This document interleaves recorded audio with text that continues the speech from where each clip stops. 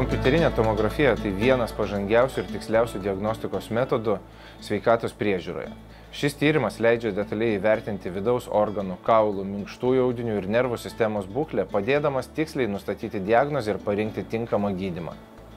Kompiuterinė tomografija ypač naudinga gydant neurologinių susirgimų turinčius gyvūnus. Šis tyrimas leidžia vizualizuoti galvos smegenis, stuburo struktūrą ir nervus, nustatyti navikus, išvaržas ar kitas nervų sistemos patologijas.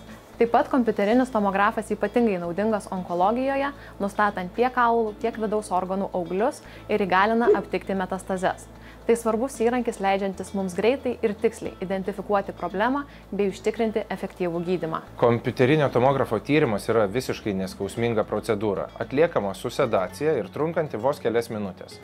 Mūsų klinikoje naudojamas vienintelis toks Lietuvoje veterinarinis moderniausias kompiuterinis tomografas, kuris užtikrina aukštą tyrimo kokybę ir jūsų augintinio saugumą.